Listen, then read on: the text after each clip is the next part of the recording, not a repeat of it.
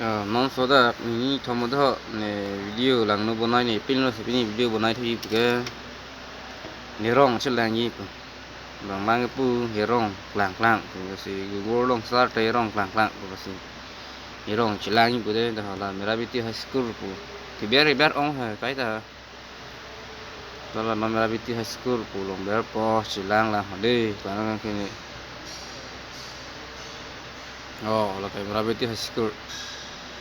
ni hem tuna thi mai ni chin jelo ha kubai bon ha tema pokali li de ge tum su pokali ti thiu lo kan ga rang la pokali li bin na pokali min pokali ti pu si po di ha chilang kon po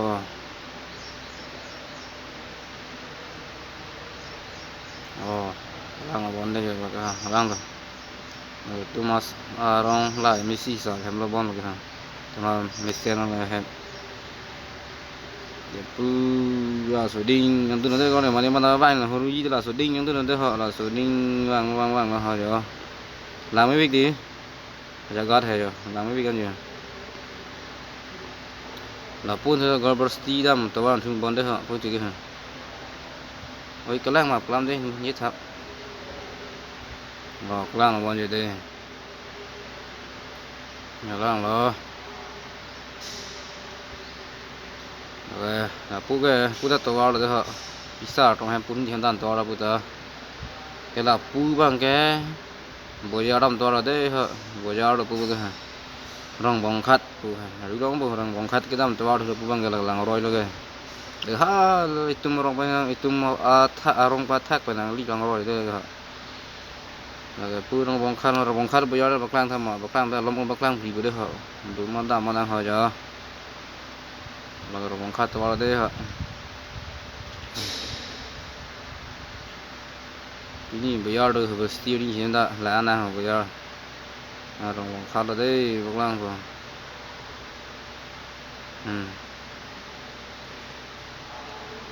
lipo đi lipo bayar lipo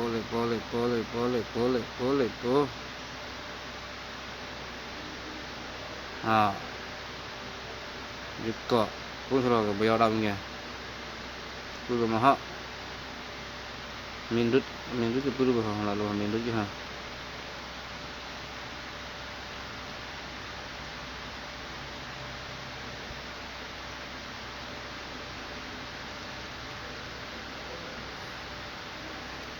hello biết đang có gì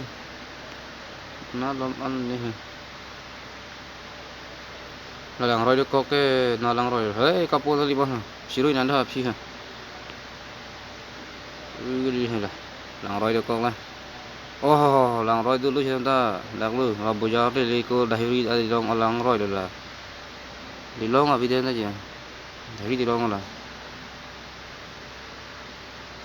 là cái bây giờ là đấy nó là bây giờ là kiếm trai bây giờ là đi là kẻ rong bong khát rồi bây giờ là đã kiếm chọc bây giờ là đi cho đây pu cái đầm bông mà ha gọt chi tập họ còn nan nè cô đây pu cái giờ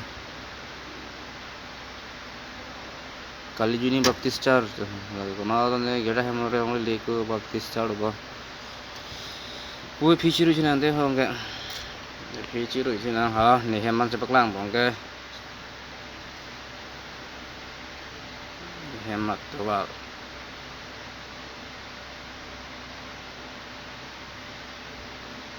ini ha ini hem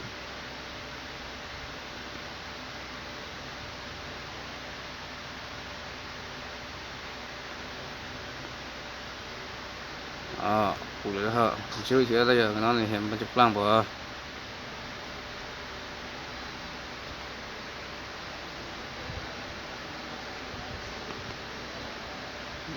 làm ở đây nó hả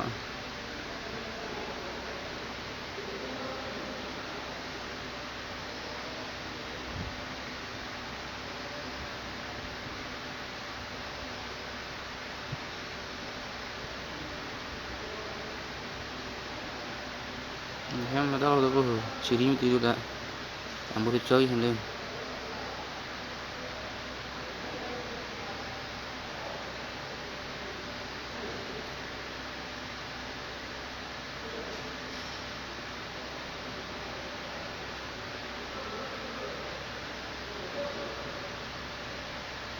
gari kawan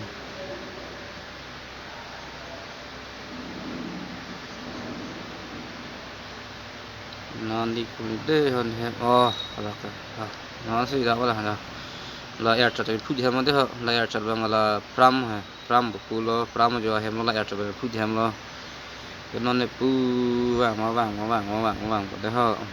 ntar lo ngay tum hem sih deh ini nih vàng tiba pu apa ada dalam sini ho deh hahaha jo Kamau đi hả, mình đại bóng rồi các bạn không gì là theo nó hả là phiêu đó hả là cái phần này isco đó hả hắn cái đó là ông tung hem lo cái này bằng là chi ở hình phần đó thôi đúng không thì hả phù hợp là phiêu đó rồi tụi hả phù nó thul lút thut chok là cái hả phù nó thul lút chok là hả đi lút chok là cái hem lo cái hả là cái pun hem lo deh hả cô là ta là hình phần này pun hem lo cô là phải bằng thut chok nang pu là bằng cái là hình chốt cả parcel bằng này ong from hem lo cô là pen đam thu là số hình chốt cái là ong hem pa chinh đen chít là ta ong hem lo là ong hem pa prang mà cái prang này hem prang hàng he cô hem lo đây là cái là ong là số hem prang mà cái hả là hem prang he cô prang luôn hem prang hàng he cô hem lo đây là cái nó là pen pu bang thu po là số là hem ăn nung có một tí gì hả là hem ăn nung phải bằng thu pu là đi chưa đi hả đi chưa là đi chưa chi vàng cặp ô kim hộp vàng lên hem bị vàng cặp ô gì vàng cặp ô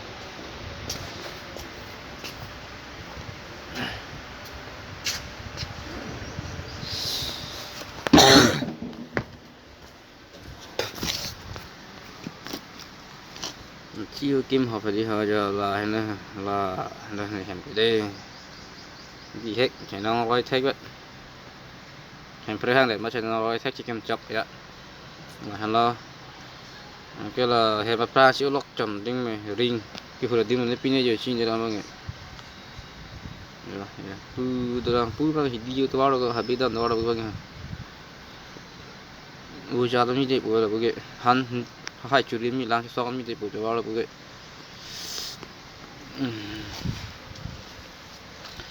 cố gắng thu nàng đi vàng thu nàng pu có đun thời gian nào đây thời gian nào họ pu đó là pu đó ông thấy đam từ vào đó rồi từ vào đó pu cái họ rồi đam từ vào đó ngược là rồi đó kìa nó bây giờ là rồi rồi nhà đang rồi ok cái luôn nhỉ rồi xin vàng thuốc cô pu hồi đây hả cái đó là tụi mà charge đi hoặc là cái hàng là tụi mà làm charge rồi đấy hả tụi mà làm charge nữa không biết là số đinh đun thảo nào rồi ok mà bây giờ lang rồi để long cái là cái gì lang đang để long là pu vàng suy ra họ pu đun mà đun làm đấy hả pu ok cho biết hả pu đun na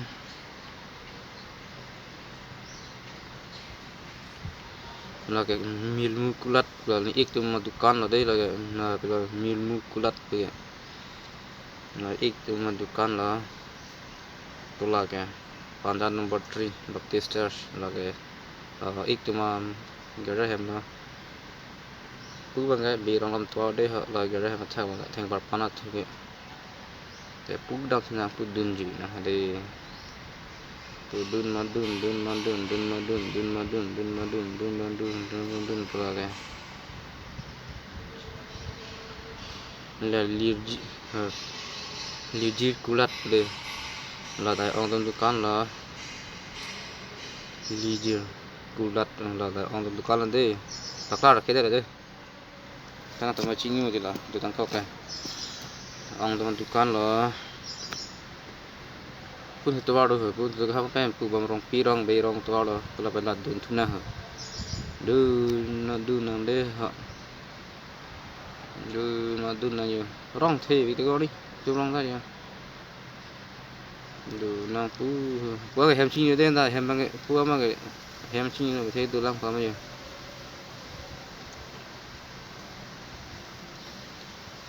càng chi tisu bằng cái tisu rong đó cho pu dun thời gian đó hả có dun thời gian hả nát nó to lang này lang cái gì por mi kalau polong ada saja por ya dog bihem hande lagi dulu tum hem thai po là bằng là tôi vi lo giờ có thì tôi này lama giờ tôi là xin đi bằng mang là tăng sao là có một bên là lăng roi tôi đi là rong bong khát của đi long apart hè là số lăng roi cái bang tôi là đây là lăng roi đang thum nó na phải cái bang mà cũng là aja phải bang mà lăng roi đang thum nó đi nó phần to bang này giờ keke càng nha nó phần to bang này là lăng roi đang thum rong của đây mấy bạn mặc lăng roi đang thum rong của dụt để lăng roi thôi nha ở cái là cũng lăng bon thôi cái lăng nó này đây giờ là hay nó phần to bang này vàng dầm vậy tại thác thì bác chỉ cái bên tung long thì lăng roi thì đấy dứt đấy là gì lăng roi thôi chứ là dứt có tung long thì có lăng thì pon bây giờ ba thác bằng ngày tháng bây giờ chỉ ướt bên là cán bộ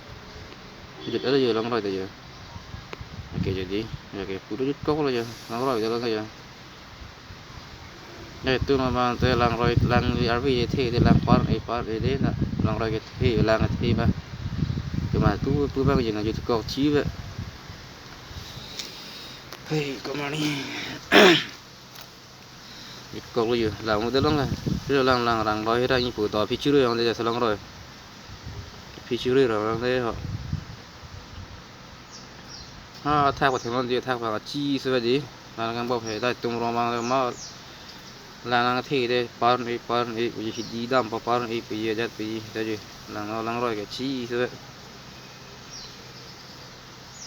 đây làng là làng rồi đây là hình cười làng rồi đấy chứ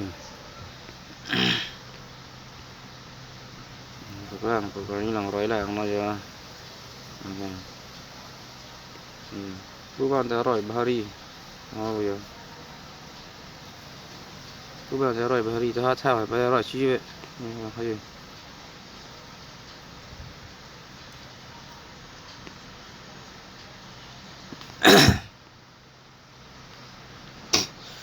không bây giờ các bạn sẽ rồi Bari rồi không bây giờ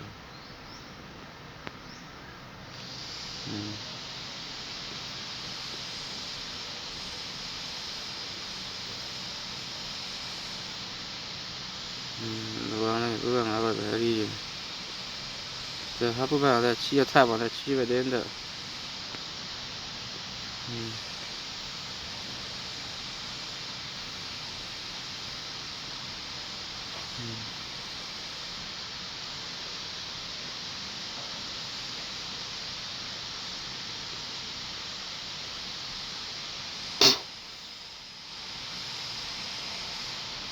tăng rồi chi về các bạn nó rồi thì một cái tháp vào ta chi về điต่อที่ดื้อไปอะไรตัวนั้นได้ก็มาเลยก็เท่านี้เราก็จะต้องขนาดได้ครับแต่สิ่งที่มันจะล้างเท่าไหร่แม่ปลองนางแฮมจะล้างเท่านั้นรองจะล้างเท่าเหมือนแฮมตกแต่งมันไปดิแต่สิ่งที่มันจะล้างเรามันตกแต่งหาได้ก็มาเลย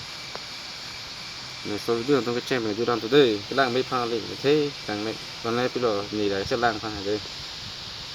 ล้างไม่พังก็เลยตรงนี้ได้ล้างนี้ของเราก็ดีเท่เลยต่อแฮมมันจะล้างจะหายđây cái video on sẽ càng còn đây tất cả bye bye